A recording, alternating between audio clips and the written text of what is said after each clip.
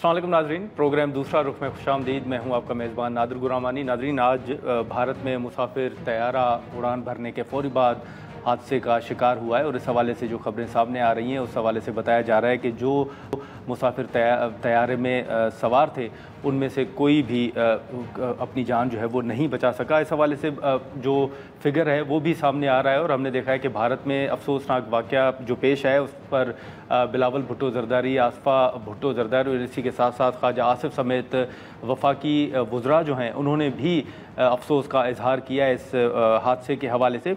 इसी के साथ साथ अब अगर बात करें तो जो पहलगाम वाक़या है उसके बाद जो पाकिस्तान की जानिब से एक सिफारती कमेटी तश्कील दी गई थी, वो कमेटी इस वक्त ब्रसेल्स में मौजूद है और आज भी कई अहम मुलाकातें हुई हैं। बिलावल भुट्टो ने आज जो गुफ्तगू की है उसमें उन्होंने वाज़े तौर पर कहा है कि इस वक्त दुनिया के अंदर जो पाकिस्तान का नैरेटिव है वो भारत के नैरेटिव पर भारी है और पहलगाम वाक़े के तहकीकात के हवाले से भारत ने वो पेशकश कबूल नहीं की बल्कि हक़ाइक़ उन्होंने छुपाए। इस हवाले से अभी जो कमेटी है वो बताया जा रहा है कि मज़ीद अहम मुलाकातें भी करेगी। लेकिन अब पाकिस्तान के अंदर अगर हम बात करें, जो बजट पेश हुआ है उस बजट के बाद जहां अपोजिशन अपने तहफ़्फ़ुज़ात का इजहार कर रही है, एहतजाज कर रही है, वहीं हुकूमत की इत्तेहादी जमात पाकिस्तान पीपल्स पार्टी जो है वो ना सिर्फ अपने तहफ़्फ़ुज़ात का इजहार कर रही है बल्कि तहफ़्फ़ुज़ात के साथ साथ पाकिस्तान पीपल्स पार्टी ने मुल्क गिर एहतजाज का भी ऐलान कर रखा है। हाल ही में आपके इल्म में होगा कि चेयरमैन सेनेट और स्पीकर कौमी असम्बली की तनख्वाहों में इजाफे का जो फैसला सामने आया था उसका आज वज़ीर आज़म शहबाज शरीफ साहब ने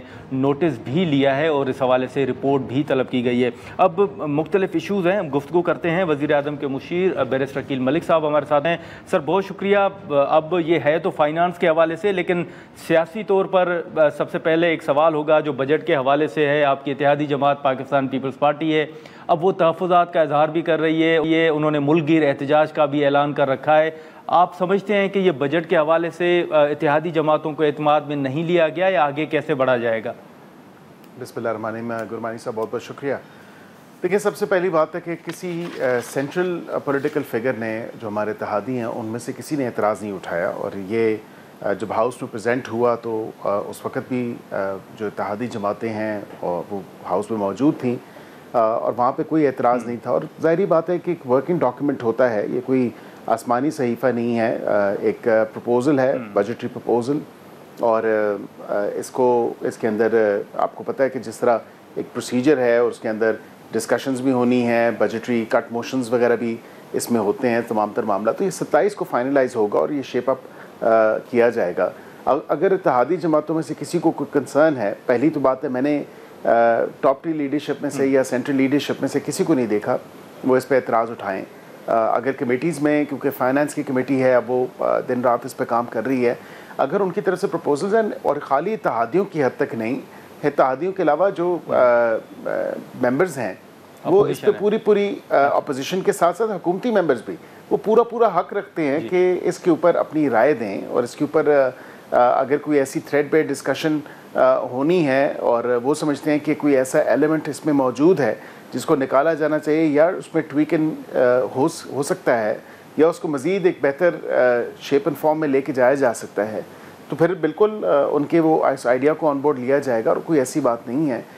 हमने जो हमारी फाइनेंशियल टीम है, जो फाइनेंस मिनिस्ट्री है, इन along with other ministries as well, जिनका एक जो इनपुट रहा है इस पूरे प्रोसेस में, तो मैं समझता हूँ कि उन्होंने अपनी ज़िम्मेदारी बखूबी निभाई है। और एक IMF का प्रोग्राम होने के बावजूद जो है, एक अभी आवाम ये कह रही है, एनालिस्ट ये कह रहे हैं, फाइनेंशियल एनालिस्ट ये बात कर रहे हैं कि 15 साल के बाद जो है एक बड़ा बैलेंस्ड और एक बड़ा अच्छा बजट आया है गिवन द फाइनेंशियल कंस्ट्रेंट्स, और एक IMF प्रोग्राम है उसमें जो एक बेस्ट बजट आ सकता था वो हमने पेश किया है। लेकिन ये जो चेयरमैन सेनेट और स्पीकर कौमी असम्बली की तनख्वाह में इजाफा है, बैरिस्टर साहब, आप समझते हैं कि इसमें वज़ीर आज़म साहब ऑन बोर्ड नहीं थे और ये फ़ैसला यकतरफ़ा था, नहीं होना चाहिए था? देखें, मैं ये समझता हूँ कि जो तनख्वाहें बढ़ाने के हवाले से, एक तो मेरा ज़ाती मौक़िफ़ ये है कि इतना मैनी फोल्ड्स उसको बढ़ा देना, या इतने सो मैनी टाइम्स आपने उसको कर दिया, जो मेंबरान की अभी रिसेंटली बढ़ी थी, आई थिंक जनवरी के टाइम से, तो उधर ही तक रहती तो ज़्यादा मुनासिब या ज़्यादा बेहतर होता। اور یہ 500 گنا زیادہ بڑھا دینا تو یہ عوام کے ساتھ زیادتی ہے. میں تو اس کے ساتھ نہیں کھڑا ہو سکتا. وزیر دفاع نے بھی یہی بات کی اور میں بھی یہی ایک پوزیشن لے رہا ہوں, نہ کہ یہ ان کی پوزیشن ہے لیکن ان کی بھی ایک ذاتی رائے ہے, میری بھی ذاتی رائے ہے کہ جب آپ آسٹیریٹی میجرز ان پلیس ہوں, اور یہ بات درست ہے کہ 2016 سے اب تک جو ہے ممبران کی تنخواہ نہیں بڑھی, لیکن اگر ممبران کی تنخواہ بڑھی ہے اور اکراس دا بورڈ اپوزیشن اور جو ٹریجری بینچز ہیں ان دونوں کی رضامندی سے بڑھی ہے, اور ہو سکتا ہے بیشتر ممبران کی وہ ضرورت بھی نہ ہو لیکن کئی ممبران کی وہ ضرورت ہے بھی, تو وہ ایک لارجر اس چیز کو دیکھا جائے تو وہ تو کچھ سمجھ آتی ہے کہ ممبران کی بڑی ہے, لیکن اسپیکر کی اور چیئرمین سینٹ کی اور وہ بھی 500 گنا زیادہ بڑھا دینا, اور اتنی بڑھا دینا کہ عوام کے جو ٹیکس کے پیسے ہیں اسی سے یہ ہمیں تنخواہیں ملتی ہیں. عوام کے جو ٹیکس کے پیسے ہیں ان سے یہ تو نہیں کیا جا سکتا جب آپ کے آسٹیریٹی میجرز ان پلیس ہوں, بیکاز ایز منسٹرز ہم جو ہیں ہم کوئی بزنس کلاس نہیں ٹریول کر سکتے, ہمیں بالکل جو کوئی 5 اسٹار ہوٹلز کی الاؤنس نہیں ہے, اور یہ 2023 سے آسٹیریٹی میجرز ان پلیس ہیں. سو لیٹ می ریٹریٹ دس کہ وزیر اعظم صاحب نے اس وقت بھی جب وزیر اعظم تھے پی ایم شہباز شریف صاحب, تو انہوں نے وہ آسٹیریٹی میجرز ان پلیس کیا, اور ابھی بھی جب کابینہ کی میٹنگ ہوئی تو اگین ہم نے یہ ریٹریٹ کیا پوری کابینہ نے کہ آسٹیریٹی میجرز ان پلیس ہوں گے. تو جب آپ کے آسٹیریٹی میجرز ان پلیس ہیں اور وہ فالو ہو رہے ہیں اور وہ آپ آگے ان کو لے کے جا رہی ہیں, تو پھر ظاہری بات ہے کہ اتنی تنخواہیں بڑھا دینا وہ تو اس کی کوئی منطق سمجھ نہیں آتی. تو وزیر اعظم صاحب نے نوٹس اس پہ لے لیا ہے, اور وزیر اعظم صاحب نے ظاہری بات ہے کہ لیگلی اسپیکنگ تو شاید وہ اس پہ نہ کر سکیں, لیکن آئی ایم شیور کہ ان کے he has that strength and will, اور وہ بالکل اس کو ضرور ایک کورس کریکشن کروائیں گے. اور میں سمجھتا ہوں کہ جو ممبرانس کی ہیں وہاں تک ہی رہنی چاہیے بات, کیونکہ وہ بھی پہلے ممبر ہے, چیئرمین اور اسپیکر بعد میں ہیں. ہاں بالکل ایسا ہی ہے. لیکن ابھی بیرسٹر صاحب آپ کے علم میں ہوگا کہ ہائی کورٹ کے مسائل کے حوالے سے اپوزیشن بھی ذکر کرتی ہے. حال ہی میں آپ کو یاد ہوگا کہ پی ٹی آئی کے رہنماؤں نے چیف جسٹس سے ملاقات بھی کی تھی, لیکن ایسی صورتحال میں ہائی کورٹ بار ایسوسی ایشن کے صدر کا بیان اگر آپ کی نظر سے گزرا ہو تو وہ 27ویں آئینی ترمیم کا ذکر بھی کر رہے تھے, جو سوشل میڈیا پر بھی بڑی گفتگو جو ہے وہ زیر بحث رہی. کیا حکومت 27ویں آئینی ترمیم لانے کا ارادہ رکھتی ہے اس وقت؟ دیکھیں ابھی تو ہم 26ویں آئینی ترمیم سے ہی باہر نہیں نکلے گرمانی صاحب, وہ بھی چیلنج ہوئی ہے کانسٹیٹیوشنل بینچ کے سامنے, اور جب تک اس کا کوئی فیٹ ڈیسائیڈ نہیں ہوتا تو 27ویں دیکھ, ایک تو پہلی بات میں بڑے واضح طور پہ کر دوں کہ یہ پارلیمان کا استحقاق ہے.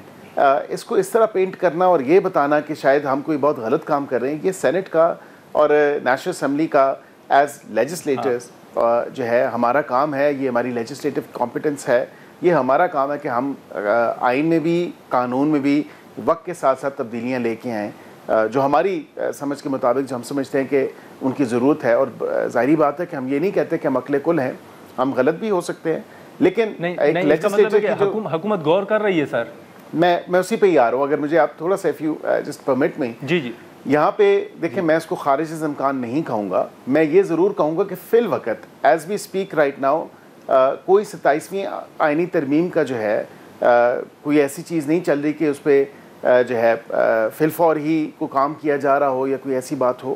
میں یہ سمجھتا ہوں کہ وہ خارج از امکان نہیں ہے. اگر ضرورت پیش آئی اور اس پارلیمان نے ود براڈر کنسنسس ضرورت محسوس کی تو بالکل 27ویں آئینی کیا 27ویں اور 28ویں اور 29ویں بھی لے کے آ سکتے ہیں, کیونکہ یہ ہمارا کام ہے, یہ ہمارا پریروگیٹو ہے, اور ہم اس پریروگیٹو کو بروئے کار لاتے ہوئے بالکل اس پارلیمان نے ہی آئین سازی اور قانون سازی کی ہے, اور اس میں وہ ترمیم بھی یہی پارلیمان کر سکتی ہے.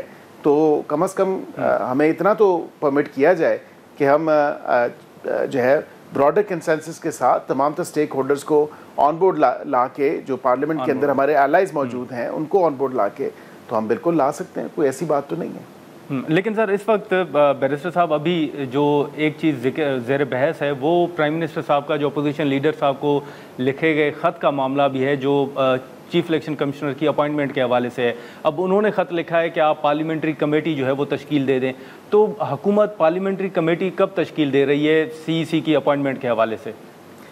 دیکھیں پارلیمنٹری کمیٹی کے جو تشکیل دینا ہے وہ ظاہری بات ہے کہ وہ جلد ہو جائے گی، اور اسپیکر صاحب نے وہ اس بجٹری سیشن کے بعد میں سمجھتا ہوں کہ وہ بالکل پارلیمنٹری جو ہے وہ جو کمیٹی ہے وہ تشکیل دے دی دیں گے. لیکن ایٹ دا سیم ٹائم میں یہ سمجھتا ہوں کہ جب وزیر اعظم نے 16 مئی کو لکھ دیا اور بتا دیا کہ آپ مشاورت کے لیے اپنے نام لے کے اور مشاورت کریں، اب وہ مشاورت سے کیوں کترا رہے ہیں، مشاورت سے کیوں بھاگ رہے ہیں؟ جو ایک کانسٹیٹیوشنل ریکوائرمنٹ ہے، جو کانسٹیٹیوشنل رول ہے، وہ ادا کرنے سے کیوں قاصر ہیں لیڈر آف دی اپوزیشن؟ تو پہلے بھی انہوں نے اسی طرح کیا کہ بجائے اس کے کہ وہ وزیر اعظم کو شاید یاد دہانی کراتے یا لکھتے اور کہتے کہ جی میں نے اور آپ نے پہلے مشاورت کرنی ہے، انہوں نے پہلے اسپیکر کو لکھ دیا اور کہا کہ جی آپ پارلیمانی کمیٹی جو ہے تشکیل دے دیں، کیونکہ شاید انہوں نے خود ہی اخذ کر لیا یا اس نتیجے پہ پہنچ گئے کہ شاید مشاورت کامیاب نہیں ہوگی. تو اب تو پرائم منسٹر نے انوائٹ کیا ہے ان کو، بلوچستان، سندھ اور CEC کے جو ممبران ہیں اور CEC کی اپنی جو اپوائنٹمنٹ ہے اس کے حوالے سے کہ یہ اپوائنٹمنٹ ہونی ہے اور آپ اس پہ مشاورت کریں. تو اب وہ راہ فراغ اختیار کر رہے ہیں تو کیوں اختیار کر رہے ہیں؟ ہاں، لیکن آپ سمجھتے ہیں کہ اس وقت چلیں اپوزیشن نے تو نام نہیں دیے لیکن حکومت کے جو نام ہیں وہ فائنل ہیں بیرسٹر صاحب؟ دیکھیں فائنل تو نہیں ہے لیکن ان پہ خاصا کام کر لیا گیا ہے اور خاصا کام آن گوئنگ ہے. تو جب لیڈر آف دی اپوزیشن اور لیڈر آف دی ہاؤس کی ملاقات ہوگی تو وہ نام سامنے آ جائیں گے. اچھا، لیکن اس وقت آپ کے علم میں ہوگا اور سوشل میڈیا پر بھی اگر آپ دیکھیں تو جو PTI کی جانب سے اگر ہم بات کریں، حالانکہ نام کوئی سامنے نہیں آئے لیکن PTI پھر بھی قاضی فائز عیسیٰ صاحب کا نام ضرور لیتی ہے کہ شاید ان کا نام بھی زیر غور ہے. کیا حکومت سر ارادہ رکھتی ہے کہ قاضی فائز عیسیٰ صاحب کے نام پر بھی غور ہو سکتا ہے یا وہ نام بھی آپ کے ان کارڈز میں ہے؟ دیکھیں یہ بھی جو انکمبنٹ CEC ہیں یہ بھی PTI دور میں لگے تھے اور یہ وزیر اعظم اس وقت کے جو تھے انہوں نے بانی PTI انہوں نے خود یہ لگائے تھے عمران خان صاحب نے. اور اب اگر یہ کہتے ہیں کہ قاضی فائز عیسیٰ صاحب کو ہونا چاہیے تو میں سمجھتا ہوں اگر اتنی ان کی انسسٹنس ہے تو بالکل وہ وزیر اعظم کو ریلے کر دیں through leader of the opposition اور اس پہ غور کیا جا سکتا ہے. لیکن میں یہ نہیں سمجھتا کہ کوئی ایسا معاملہ ہے. اب جو بھی نام ہیں وہ ایک کرائٹیریا لیڈ ڈاؤن ہے 213 میں 215 میں، تو وہ ظاہری بات ہے کہ اسی کرائٹیریا پہ جو پورا اترے گا، جو شارٹ لسٹ ہوگا اس حوالے سے جو تو اس کی ڈیو کنسیڈریشن اس کو ہی دی جائے گی. اور پھر اس کے بعد جو یہ پورا پروسیس ہے پارلیمنٹری کمیٹی کی کانفرمیشن کا، اور اگر کیونکہ وزیر اعظم کی لیڈر دی ہاؤس اور اپوزیشن کی نہیں ہوتی مشاورت کامیاب تو پھر یہ نام پارلیمانی کمیٹی کے پاس جائیں گے اور وہ پھر وہاں سے فیصلہ ہوگا. لیکن ابھی یہاں پر بیرسٹر صاحب اگر ہم نے جیسے سفارتی کمیٹی کا ذکر کیا تھا وہیں پر آج بھی بلاول صاحب سے یہ سوال ہوا تھا کہ شاید امریکہ نے شکیل آفریدی کے حوالے سے کوئی بات کی ہے. ڈونلڈ ٹرمپ صاحب کے جو ٹویٹس آ رہے ہیں جو پاکستان کے ساتھ بات چیت کے حوالے سے جو پیش رفت ہے، کیا کسی مرحلے پر امریکہ نے کوئی ایسی بات رکھی ہے شکیل آفریدی کے حوالے سے یا دیگر ایشوز کے حوالے سے کوئی بات چیت چل رہی ہے؟ دیکھیں میں نہیں سمجھتا اور میں اس کو رول آؤٹ ہی کروں گا کیونکہ ایسی کوئی نہ تو بات چیت میرے علم میں تو نہیں ہے. البتہ میں نہیں سمجھتا کہ کوئی ایسی ڈیمانڈ ہوئی ہوگی. ہماری کاؤنٹر ٹیررزم کے اوپر ایک کلوز کوآپریشن ہے اور اس کا ذکر آپ نے خود دیکھا کہ سینٹ کام سے بھی اس کا ذکر آیا ہے کہ ہم ایک ویلیوبل پارٹنر ہیں کاؤنٹر ٹیررزم کے اوپر، اور بالکل ہم گائے بگائے جو انٹیلیجنس شیئرنگ ہے تاکہ اس دہشت گردی سے کے ناسور سے جان چھڑائی جائے ہم وہ شیئر کرتے ہیں اور وہ بھی ہمارے ساتھ شیئر کرتے ہیں. اور وہ کریڈیبل انٹیلیجنس جو دونوں سائڈوں پہ شیئر ہوتی ہے تو پھر رزلٹ اورینٹڈ ہوتی ہے اور رزلٹس بھی آپ نے دیکھے کہ پہلے بھی اسی طرح ISKP کے جو ہے جن کو ایکسٹراڈائٹ کیا گیا اور بالکل وہ کوآپریشن کو سراہا بھی پریزیڈنٹ ٹرمپ نے امریکہ میں، اور وہ گائے بگائے اس چیز کو سراہتے ہیں کہ پاکستان ایک بڑا ویلیوبل پارٹنر ہے اور ایک آنریبل پارٹنر ہے. تو اسی حوالے سے جو ہے ڈسکشنز چلتی آئی ہیں اور اسی حوالے سے جون میں جو کاؤنٹر ٹیررزم ڈائلاگ ہونا تھا اب غالباً وہ اگست میں ایکسپیکٹڈ ہے وہ ہوگا، جو ہمارا باہمی ایک کاؤنٹر ٹیررزم ڈائلاگ ہے between the US and Pakistan, تو وہ ایکسپیکٹڈ ہے کہ اگست میں ہوگا ایٹ سم پوائنٹ. تو اچھی بات ہے، خوشائن بات ہے کیونکہ ہم نے تو دیکھیں ٹیررزم سے بہت زیادہ سفر کیا ہے پاکستانیز نے اور بالخصوص پاکستان نے. جس طرح اس وفد نے بھی یہ بات کی اور یہ دوبارہ یاد دہانی کرائی پوری دنیا کو، جہاں جہاں دنیا کے ورلڈ کیپٹلز میں گئے، کہ 90,000 جانیں جو ہیں including our innocent children, including our innocent women, including our officials of the armed forces and services، وہ ہم نے لوز کی ہیں. innocent civilians کی ہم نے لائفز کو لاسٹ کیا ہے یا لوز کیا ہے، اور 90,000 کے قریب. تو ہم تو اس جنگ میں سب سے متاثر ترین رہے ہیں اس تمام تر معاملے کے اوپر، اور بالکل ہماری اگر کلوز کوارڈینیشن ہے. اور اسی حوالے سے دہشت گردی کے اوپر بھی ایک پوائنٹ ایسا ہے کہ ہم بھارت سے انگیج کرنا چاہتے ہیں اسی حوالے سے IWT کشمیر اور دہشت گردی، کہ ہم کم از کم بات چیت ہوگی تو ہم دہشت گردی پہ تو آلریڈی ہم پھر دوبارہ یہ عذاب ہمارے پہ نازل ہوا ہے، تو ہم چاہتے ہیں کہ بات چیت ہو اور جو ایک کنسٹرکٹیو جو بات چیت ہے یا جو سٹیپس ہیں وہ ہم لیں. ٹھیک ہے بیرسٹر صاحب، بہت شکریہ سر وقت نکالنے کی. سو مچ. ناظرین، وزیر مملکت بیرسٹر عقیل ملک صاحب کی گفتگو آپ نے سنی. ہم یہاں پر ایک شارٹ بریک لیتے ہیں اور بریک کے بعد حامد خان صاحب ہمیں جوائن کریں گے.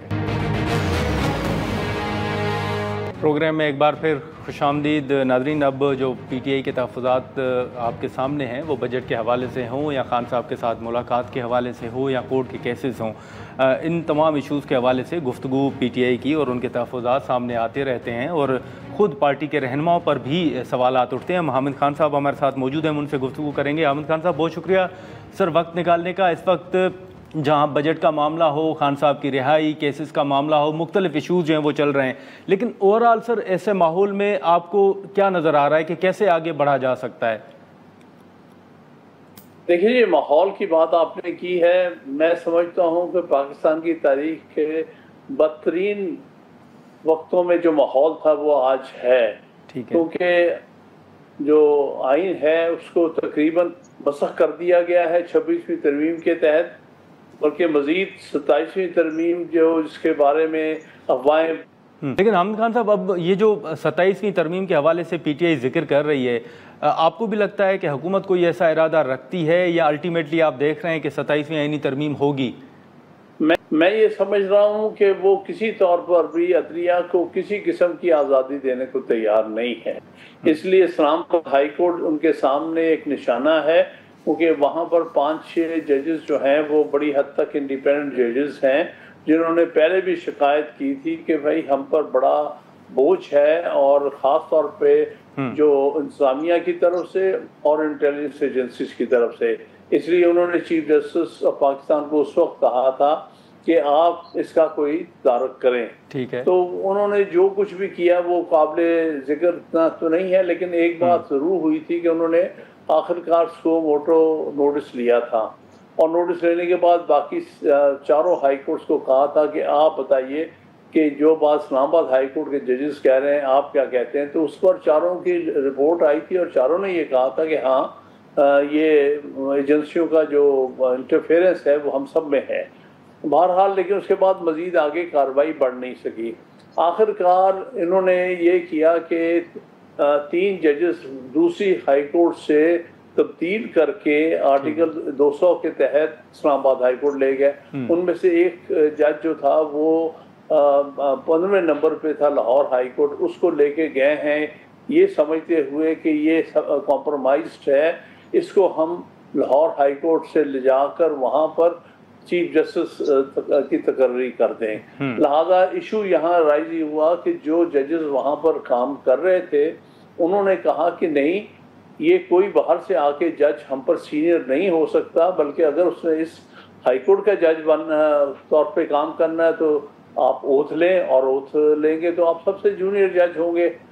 تو ادروائز آپ یہ ٹرانسفر کی صورت میں آپ ایکٹنگ چیف جسٹس یا سینئر جج نہیں ہو سکتے. تو یہ ایک معاملہ تھا جو کہ اب سپریم کورٹ کے سامنے، اس کے کانسٹیٹیوشنل بینچ کے سامنے آیا ہے، ان 5 ججز کی طرف سے بھی اور کچھ بار ایسوسیشنز کی طرف سے، جن میں سے 2 کو میں ریپرزینٹ کرتا ہوں. ہمارا کہنا یہ ہے کہ آپ ٹرانسفر کر کے آپ امپورٹڈ چیف جسٹس نہیں لا سکتے.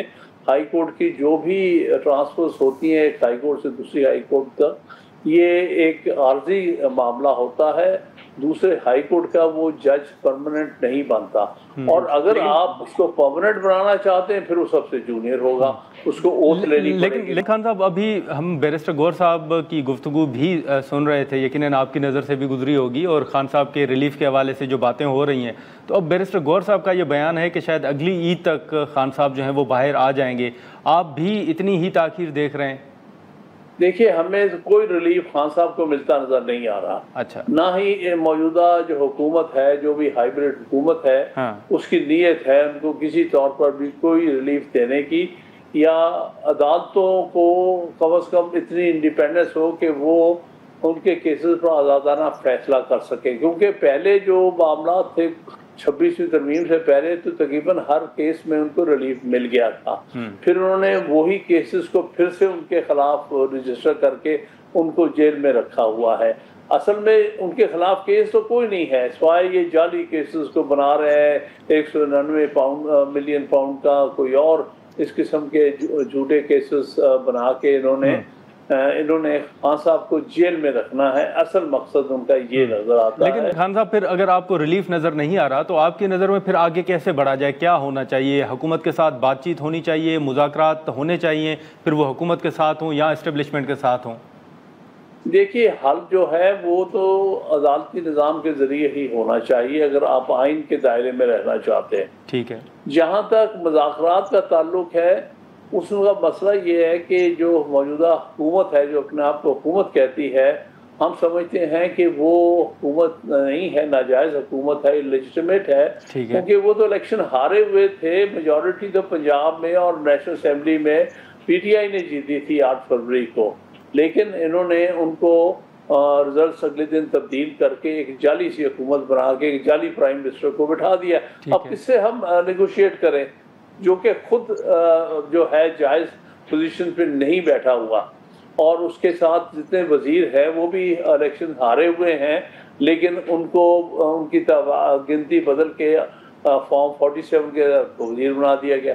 جہاں تک اسٹیبلشمنٹ کا تعلق ہے تو عجیب سی صورتحال میں ہم پھنسے ہوئے ہیں، کیونکہ آئین کی جو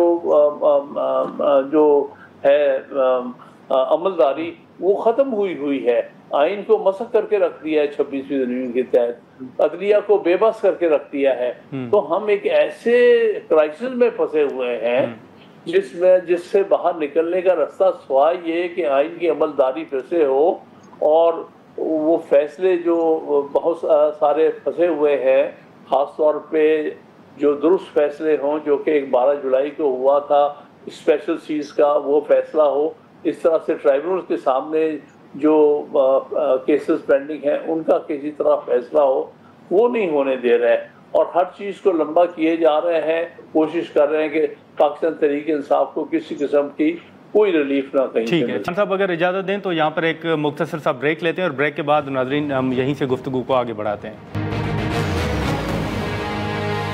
پروگرام میں ایک بار پھر خوش آمدید ناظرین، حامد خان صاحب ہمارے ساتھ موجود ہیں، ہم گفتگو کو آگے بڑھاتے ہیں۔ حامد خان صاحب، سر یہ جو حال ہی میں آپ کے علم میں ہوگا کہ پرائم منسٹر صاحب نے اپوزیشن لیڈر صاحب کو خط لکھا تھا چیف الیکشن کمشنر کی اپوائنٹمنٹ کے حوالے سے، لیکن اپوزیشن لیڈر نے اسپیکر قومی اسمبلی کو خط لکھا اور کہا کہ آپ پارلیمنٹری کمیٹی تشکیل دیں۔ آپ نہیں سمجھتے کہ پرائم منسٹر صاحب کے ساتھ بیٹھنا چاہیے تھا، یا آپ سمجھتے ہیں کہ یہ فیصلہ کمیٹی میں ہی ہونا ہے؟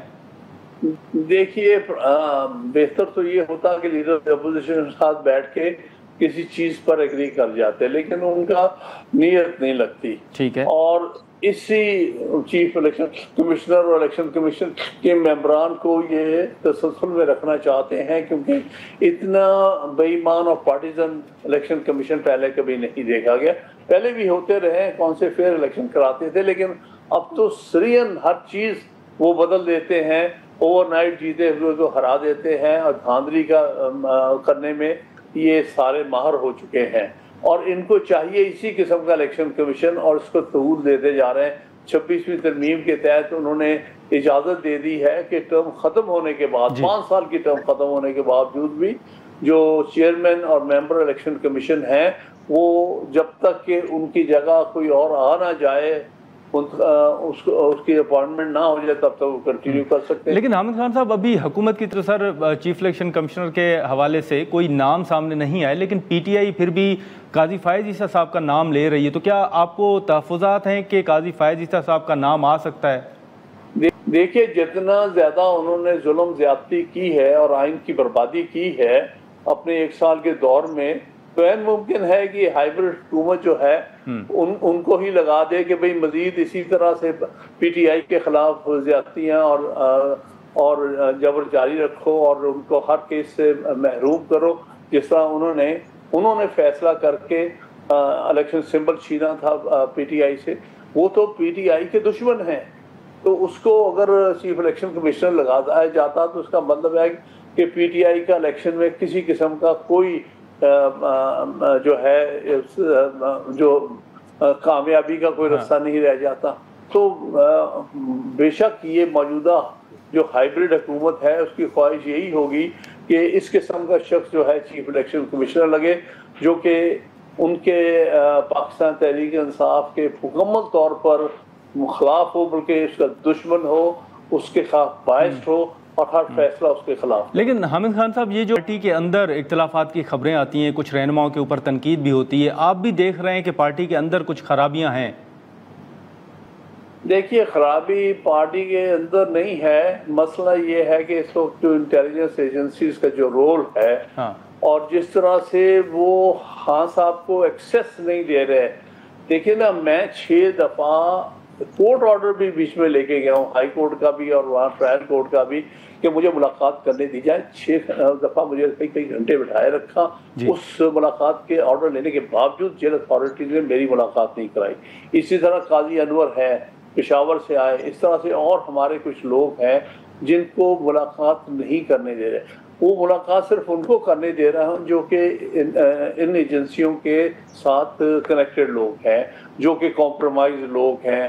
وہاں وہ جا کے ان سے ملاقات کسی وقت بھی کر سکتے ہیں، آسانی سے ملاقات کرتے ہیں، ہمیں نہیں ملنے دیا جا رہا. اس لیے عمران خان صاحب کو پوری طرح سے لا علم رکھنے کی کوشش ہو رہی ہے ایکچولی.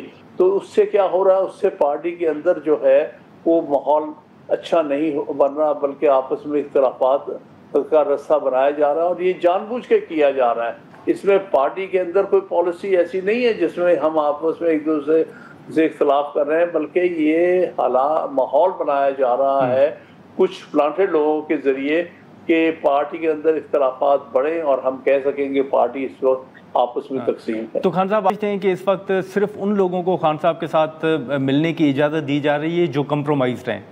جی بالکل صحیح ہے، بیشتر وہی ہیں. نہیں، پھر آپ کیا سمجھتے ہیں کہ پھر پارٹی کو اس پر کوئی نوٹس لینا چاہیے، کوئی اقدامات اٹھانے چاہیے؟ دیکھیے بے بسی ہے، بلکہ ایک دفعہ یہ ہوا ہے کہ ہمارے جو سیکرٹری جنرل ہے ان کو اجازت مل گئی، 6 لوگوں کو جو تھی ہائی کورٹ سے اجازت ملی تھی کہ ان کو ملنے دیا جائے. اس میں میں بھی تھا اور اس میں ایک عزیر بھنڈاری صاحب تھے، دونوں وکیل. تو جب انہوں نے کہا ہم دونوں کے نام کاٹ کے یہ 4 باقی جا سکتے ہیں، جن میں نیاز اللہ نیازی صاحب تھے اور سلمان راجہ صاحب تھے. جب وہ اندر گئے تو انہوں نے کچھ لوگوں کو پہلے بیٹھے دیکھا اور اس پر پروٹیسٹ کیا انہوں نے کہ دیکھیں ان کو تو کوئی اجازت نہیں، ان کو آپ ان کو ملنے دے رہے ہیں، اور جو ہائی کورٹ سے آرڈر لے کے آئے ان کو ملنے نہیں دے رہے. پروٹیسٹ ضرور کیا تھا سلمان راجہ نے اس بات پر، لیکن اس کا عمل درآمد تو ہوا نہیں. تو وہ تو مطلب ہے کہ ہماری جو موجودہ چاہے چیئرمین ہے اور چاہے سیکرٹری جنرل ہے ان کی تو کوئی سنتا نہیں ہے. اچھا ٹھیک ہے خان صاحب، بہت شکریہ سر وقت نکالنے کا. ناظرین، حامد خان صاحب کی گفتگو آپ نے سنی. ہم یہاں پر ایک شارٹ بریک لیں گے اور بریک کے بعد جو پاکستان پیپلز پارٹی کے بجٹ کے حوالے سے تحفظات ہیں اس حوالے سے نوید قمر صاحب ہمیں جوائن کریں گے. پروگرام میں ایک بار پھر خوش آمدید. ناظرین، جیسے ہم نے شروع میں پاکستان پیپلز پارٹی کے تحفظات کا ذکر کیا تھا، انہی ایشوز پر ہم گفتگو کریں گے. پاکستان پیپلز پارٹی کے سینئر رہنما اور قومی اسمبلی کی فائنانس کمیٹی کے چیئرمین نوید قمر صاحب ہمارے ساتھ موجود ہیں. سر بہت شکریہ نوید قمر صاحب وقت نکالنے کا. سر، اس وقت جو بجٹ پیش ہوا ہے اس حوالے سے اپوزیشن کے تحفظات تو ہیں، لیکن ہم پیپلز پارٹی کے تحفظات بھی دیکھ رہے ہیں. تو آپ سمجھتے ہیں کہ جو بجٹ پیش ہوا تھا پیپلز پارٹی کچھ اور ایکسپیکٹ کر رہی تھی اور جو بجٹ آیا ہے وہ آپ کی توقعات کے برعکس ہے؟ دیکھیں، پہلی چیز تو یہ کہ ہماری جو ہے مسلسل ایک کنسلٹیشن رہی ہے حکومت کے ساتھ جی، اور جو پالیسی ڈائریکشنز تھے اس سلسلے میں ہم ان سے وقتاً فوقتاً ان کو آگاہ بھی کرتے رہے ہیں. کچھ چیزیں تو انہوں نے ہمارے ساتھ شیئر کی تھی جو کہ بجٹ کی پریزنٹیشن سے پہلے، اور ہم ایکسپیکٹ کر رہے تھے کہ اسی کے دائرے میں چیزیں رہیں گی جی، لیکن کچھ ایسی چیزیں بھی جب بجٹ والے دن آئیں جو کہ نہ ہمارے ساتھ ڈسکس کی گئی نہ ہی ہمارے پالیسی کے مطابق. مثلاً اگر ہم سولر بجلی کی بات کرتے ہیں اور 18% پینلز پہ انہوں نے لگایا ہے ٹیکس، تو پیپلز پارٹی تو کسی صورت میں بھی اس چیز کو قبول نہیں کرے گی، کیونکہ ہم چاہ رہے ہیں کہ پاکستان جو ہے وہ کلین گرین انرجی کی طرف جائے، بجائے اس کے کہ ہم پرانے جو جس کو ڈرٹی انرجی یا جو فرنس آئل بیس یا LNG بیس پاور پلانٹس ہیں جو آلودگی بھی پیدا کرتے ہیں، مہنگے بھی ہیں، ان سب کی طرف جائیں. اب یہ تو سمجھ میں نہیں آتا کہ ایک سیکٹر کو بچانے کے چکر میں پوری کی پوری اکانومی کو آپ خراب کریں.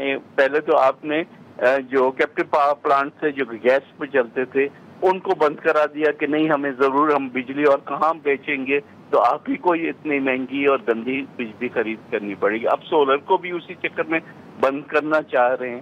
تو یہ تو پاسبل دنیا ایک ڈائریکشن میں موو کر رہی ہے اور آپ جو ہیں تو نوید قمر صاحب، آپ کو حکومت اس پوزیشن میں لگ رہی ہے کہ وہ آپ کی بات سنیں یا یہ ٹیکس ختم ہو؟ ہمارا کام ہے ان کو آگاہ کرنا کہ یہ ہماری پوزیشن ہے. جی، اگر وہ حکومت نہ سننا چاہے تو پھر ہمارے پاس اپنے آپشنز ہیں. اچھا، لیکن ابھی آج نوید قمر صاحب آپ نے کمیٹی بھی چیئر کی ہے، اس میں بھی ہم نے دیکھا کہ کچھ چیزیں سامنے آئی ہیں. یہ مسلح افواج کے حوالے سے جو الاؤنسز کی بات ہو رہی ہے، سر آپ کو کیا بتایا گیا ہے کمیٹی میں؟ دیکھیں اس میں مختلف کیٹیگریز میں جو آج بالکل ٹورڈز اینڈ یہ بات ہوئی جو کہ شاید کل کی میٹنگ میں زیادہ واضح ہوگی. ٹھیک ہے، کہ اس میں مختلف کیٹیگریز میں جو پیز بڑھائی گئی ہیں، مثلاً ایک حد تک جو ہے وہ 50% انکریز ہے بیسک پے میں، اور کچھ میں اور 20% 22% اس طرح سے. تو پورا ایک وہ چارٹ ہے جس کے مطابق یہ تنخواہیں. لیکن نوید قمر صاحب، آج جو آپ نے کمیٹی چیئر کی ہے سر، اس میں جو رپورٹ ہو رہی ہیں چیزیں، اس میں تو حکومت نے یہ اعتراف کیا ہے کہ حکومت کی جانب سے بجٹ میں اضافی ٹیکس جو ہیں وہ عائد کیے گئے ہیں. ہاں وہ تو ہے نا. تو ہم بھی یہ بات کر رہے ہیں اضافی ٹیکسز تو عائد کیے گئے ہیں، لیکن پہلی چیز تو یہ کہ ان چیزوں پہ عائد کیے گئے ہیں جن پہ نہیں لگنے چاہیے تھے نا. اور جہاں لوگ ایکسپیکٹ کر رہے تھے کہ شاید ریلیف ملے گا، اس کے بجائے اور فردر ادھر ٹیکسیشن ہوا ہے. ہمارے مختلف سیکٹرز ہیں. ایگریکلچر جیسے آپ کو پتا ہے کہ ایگریکلچر کی پچھلے سال کی پرفارمنس ان کی غلط پالیسیوں کی وجہ سے بہت خراب رہی ہے، اور آئندہ سال میں اور بھی اس کو خراب کرنے جا رہے ہیں. تو یہ اس قسم کی چیزوں کو کورس کریکشن کی ضرورت ہوتی ہے. لیکن نوید قمر، PSDP کے ایشوز، سوری جی، لیکن PSDP کے ایشوز ہیں جس میں جہاں جہاں کٹوتیاں انہوں نے کی ہیں، ظاہر ہے کہ ہم وہ 1 by 1 کر کے ان کو ٹیک اپ کریں. لیکن نوید قمر صاحب، اب تو حکومت بجٹ پیش کرنے کے ساتھ ساتھ منی بجٹ کا بھی ذکر کر رہی ہے کہ اگر قانون سازی نہ ہوئی تو پھر حکومت کو منی بجٹ بھی لانا پڑے گا. نہیں، لیٹ می ایکسپلین دیٹ. جو فائنانس منسٹر صاحب نے کہا ہے وہ یہ ہے کہ پچھلے سال کی بھی اس میں بات آتی ہے کہ جو انفورسمنٹ میجرز دیے گئے ہیں ان کی وجہ سے کوئی 400 ارب ان کے پاس ایڈیشنل آئے ہیں کہ اگر وہ یہ نہ کرتے تو ایڈیشنلی اتنے ٹیکس لگانے پڑتے. اب اسی سال بھی ایگزیکٹلی وہی بات ہو رہی ہے کہ ہم اتنے سارا جو یہ باقی پیسہ اکٹھا کریں گے وہ تھرو انفورسمنٹ کریں گے. اچھا، لیکن انفورسمنٹ میں 2-3 قسم کی چیزیں ہیں. کچھ تو ہے نا کہ انسینٹیوائز کر کے لوگوں کو ٹیکس دینے پہ مجبور کیا جائے. دوسرا ہے کہ کوئرسو میجرز کے تھرو بھی لوگوں کو کیا جائے. تو جہاں جہاں پالیسی کانٹرڈکشنز ہیں وہاں یہ کتنا بھی کچھ کر لیں ان کو وہ ٹیکسیشن واپس نہیں آئے گا. So it has to be rational. لیکن اب یہ ڈیٹیل جو ہے وہ تو ظاہر ہے کمیٹی بیٹھی ہوئی ہے, کمیٹی ایک ایک شیٹ کو دیکھ رہی ہے اور پھر اس سٹیج پہ فیصلہ ہوگا کہ کیا کرنا ہے کیا نہیں. ہاں, لیکن نوید قمر صاحب, یہ جو چیئرمین سینیٹ اور اسپیکر قومی اسمبلی کی تنخواہ میں اضافہ ہے سر, اس پہ تو خود جو وفاقی وزراء ہیں سر وہ اس کی حمایت نہیں کر رہے. آپ سمجھتے ہیں کہ ان کی مرضی ہے, جو بھی کرتے رہے, اب اس کو میں کیا کر سکتا ہوں سر؟ بطور فائنانس کمیٹی کے چیئرمین آپ سمجھتے ہیں سر یہ درست فیصلہ ہے؟ میں as a former finance minister میں ان جو ہے چیزوں میں نہیں الجھنا چاہتا, کیونکہ جہاں اربوں کی بات کر رہے ہیں اور خربوں کی بات کر رہے ہیں, وہاں 4 لوگوں کی تنخواہوں پہ اتنا بڑا ایشو ہے کہ مین ایشوز جو ہے اس سے آپ ڈسٹریکٹ کر رہے ہیں, اس سے آپ دھیان ہٹا رہے ہیں, اور 4 لوگوں کی تنخواہوں کے پیچھے لگ گئے کہ اس میں انکریز کیوں ہوا. یہ مجھے کوئی بات سمجھ میں نہیں آئی. بٹ اینی ویز یہ شاید میڈیا اسی طرح سے چلتا ہے. تو سر میڈیا کی نوید قمر صاحب, خواجہ آصف صاحب, میں صرف میرے بھائی خواجہ آصف کہیں یا جو بھی کہے وہ اس کی مرضی ہے نا, وہ آپ ان سے پوچھ لیں. میں صرف کہہ رہا ہوں کہ ایک سیریس اکانومسٹ کے حساب سے میرا خیال ہے کہ فوکس ہمیں جو اصلی چیزیں ہیں اس پہ کرنا. ٹھیک ہے, لیکن سر اب اسی کے ساتھ ساتھ جیسے آپ نے ذکر کیا کہ آپ اپنی بات حکومت کے سامنے رکھیں گے, اگر وہ نہیں مانتے تو پھر آپ کے پاس آپشنز ہیں, تو سر کون سے آپشنز ہو سکتے ہیں ویسے؟ آپشن ووٹ نہ کرنے کا سب سے پہلا اور سب سے آٹومیٹک آپشن ہوتا ہے نا, کہ اگر چیز ہماری کوئی وہ نہیں ہوتی تو ہمارے پاس یہ تو آپشن ہے نا کہ ہم ووٹ نہ کریں بجٹ. سر لیکن ووٹ نہ دینے کا اثر کیا پڑے گا وہ بھی آپ کو یقیناً علم ہے. یہ کہ بجٹ نہیں پاس ہوگا, مطلب گورنمنٹ گر سکتی ہے. یہ ساری چیزیں ہیں نا, یہ آپشن ہم یہ بھیانک والا آپشن استعمال نہیں کرنا چاہتے. ہم چاہتے ہیں کہ حکومت جو ہے وہ جہاں جہاں ہماری اعتراضات ہیں وہ بیٹھ کے وہ سنیں, اور ان کو جس حد تک بھی ممکن ہے. ہم سمجھ رہے ہیں کہ جو اس وقت فزیکل پوزیشن ہے, ہم پروگرام میں بھی ہیں, وہاں سے بھی ہمیں اتنی زیادہ فلیکسیبلٹی نہیں ہے, لیکن اسپیسیفک چیزوں پہ تو وہ یہ ضرور فلیکسیبلٹی نکال سکتے ہیں. نوید قمر صاحب, سر ایک آخری سوال ہوگا کہ جیسے آپ نے سولر پینل کا ذکر کیا, اسی کے ساتھ ساتھ پیپلز پارٹی کے تحفظات سر موٹر وے کے حوالے سے بھی ہیں, اور ساتھ ہی ساتھ تنخواہوں میں اضافہ جو 10% کیا گیا ہے, پیپلز پارٹی سمجھتی ہے کہ شاید 50% ہونا چاہیے تھا. نہیں, میں دو باتیں اس پہ کروں. پہلی چیز تو یہ کہ جو موٹر وے ہے یا K4 ہے, یہ دونوں ہمارے پرائرٹی پروجیکٹس ہیں. جی سر. اور ہم چاہتے ہیں کہ گورنمنٹ اس پہ الوکیشنز جو ہیں وہ جتنی ریجنلی ہم سے طے ہوئی تھی اس کے مطابق کریں. ٹھیک ہے. موٹر وے پہ پرائم منسٹر نے take it up with them کہ پرائم منسٹر نے یہ ایشورنس دی تھی NEC میں, ٹھیک ہے, کہ میں انشور کروں گا کہ اس پہ کام نہ صرف اس سال شروع ہو جائے, بٹ اس کے لیے جو فائنینسنگ ہے, چاہے وہ آذربائیجان سے ہو یا ایشین ڈیولپمنٹ بینک سے ہو یا اور بھی جہاں سے ہو, تو وہ ہم لائیں گے. جب وہ لائیں گے تو ظاہر ہے کہ یہ نمبر جو ہے وہ بڑھنا چاہیے. تو we will ask the prime minister کہ جی آپ نے یہ ایشورنس دی تھی وہ کتنے حد تک پوری ہوگی. ہم اس ساری چیز کو واچ بھی کریں گے. اسی طرح سے K4 کا بھی پروجیکٹ ہے. تو یہ کچھ چیزیں ہیں جو کہ کنسلٹیشن میں رہی ہیں اور رہیں گی جب تک کہ آخری دن بجٹ پاس نہیں ہو. چل ٹھیک ہے. نوید قمر صاحب بہت شکریہ سر وقت نکال. تھینک یو سو مچ. ناظرین, نوید قمر صاحب کی گفتگو آپ نے سنی. اب جہاں پر مسلم لیگ نون کے رہنما یا وفاقی وزراء کی اگر ہم بات کریں تو وہ بھی یہ سمجھتے ہیں کہ شاید چیئرمین سینیٹ اور اسپیکر قومی اسمبلی کی تنخواہ میں اضافہ نہیں ہونا چاہیے تھا. یہ ایک تنقید جو ہے وہ چل رہی ہے, لیکن پیپلز پارٹی کی ایک اپنی رائے ہے. آج کے پروگرام میں اتنا ہی. اجازت دیجیے. اللہ حافظ.